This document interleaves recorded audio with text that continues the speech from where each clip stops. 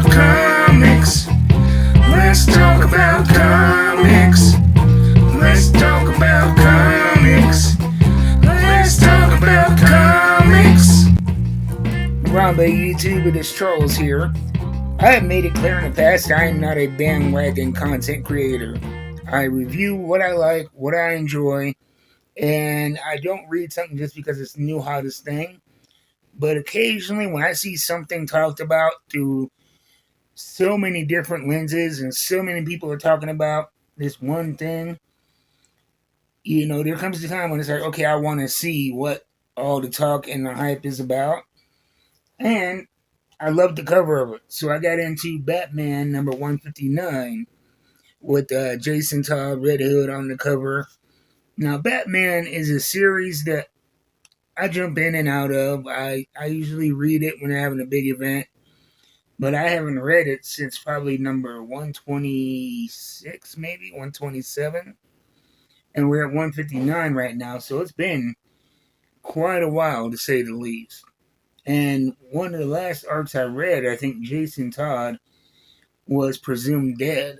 And so it's interesting to see him back in this book. Now, like I said, I haven't been reading, so I don't have a handle on a lot of the recent lore. But he is apparently fighting an antagonist called Hush, who is a skilled physician of some type. A very bad guy, just from what I've been picking up on. And it starts with a flashback in Crime Alley and him meeting the woman who would take him in and protect him that night, who was a doctor living in the area. And then we cut to him in the Batmobile racing to save somebody's life to get him to that doctor. And like I said, I haven't been reading a lot of Batman, so I don't know what's going on, but the reveal was something that I wasn't expecting. It was the Joker, who had been attacked and had some kind of procedure done by Hush in order to force Batman into making some move. And he didn't feel safe taking the Joker to the hospital or Arkham, so he took him to this doctor that he knew in the back alley. And it seemed like the Hush really wanted Batman to take the Joker's life in a way or choose to let him die. And, he kept saying, I'm not going to let him force my hand. And this is the big reveal. I mean, at least it was for me. Because like I said, I haven't been reading. Is when we get like 2 or 3 pages in, and the doctor is shocked by what she sees on her table. And then we have this big full page panel reveal of the Joker on her table. And that was a real big surprise to me.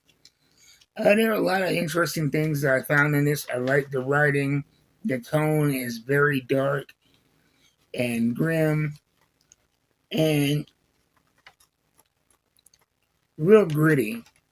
The art style, it reflects that in a lot of darks, dark green, heavy green.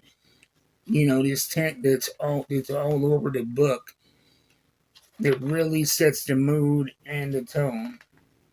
And eventually gets to a point to where she lets him know that the Joker cannot stay in her facility, and Batman doesn't want to take him to Arkham or hospital, so he takes him to the Batcave, where he uses this time to study the Joker and finding out things like his skin pigmentation is destroyed. It's not clown paint.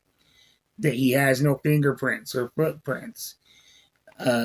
Really trying to get into the psyche and head of the Joker until that time is interrupted by a hand with a red gauntlet and a gun at the back of Batman's head.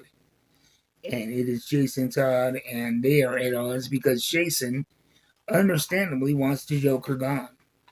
And as we know, Red Hood is not one that shies away from violence and killing. But I think it's a very interesting dichotomy that's going on here because the Joker had killed Jason Todd once. And Batman does have regret for that. But, he feels this need to protect the Joker, but also to, in a way, make it up to Jason Todd while he's trying to figure out if this is the actual Jason Todd. Because, like I said, the last time I read, he was presumed dead. Uh, and so it's very interesting. They have a big fight, and eventually Batman is overwhelmed, and then we cut to the clock tower, which is Batgirl's hideout, her home, and where she does all of her Oracle business, and it's her and Nightwing discussing the whole situation.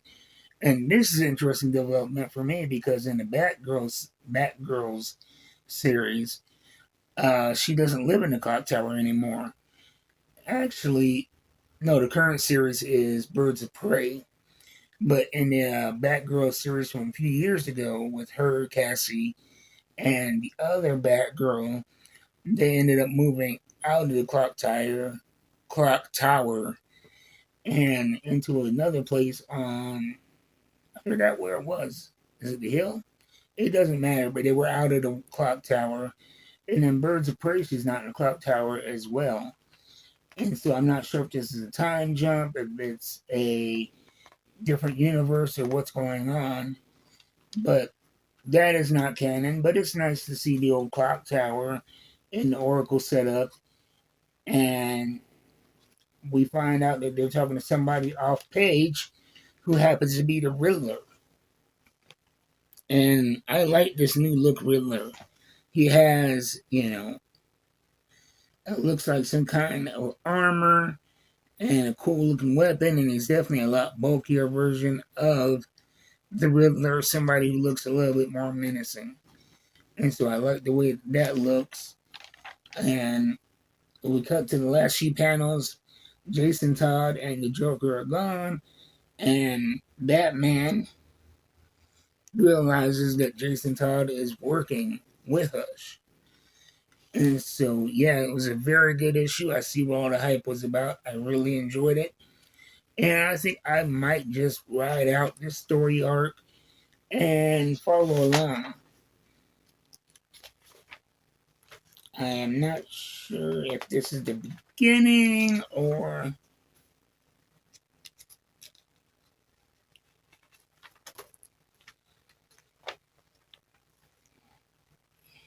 Okay, yeah, this is chapter 2 of this story arc. So I'll probably, I might go back and see if I can find number 158. Something like doing on back issue searches. And I will probably check out 160 because it has Jason Todd in it. I want to find out how he came back. And it has my favorite superhero of all superheroes, Batgirl. I always talk about how much I love Batgirl. I got my Batgirl. In the background here, I got every action figure you can imagine a Batgirl. I have it. And so I'm definitely going to continue to ride this one out. And I suggest you check it out. It is a dark and gritty Batman story. Not something I think that you will want to get for your kid. But definitely for the adult Batman fan, I think it's going to be a must-have. So that's my thoughts on that. And I got mine at Spellbound Apothecary and Entertainment in Casper, Wyoming, located in the Eastridge Mall. They have great customer service. Go check them out and show them some love. Until next time, I'll see you. Keep reading them books. I'm going to.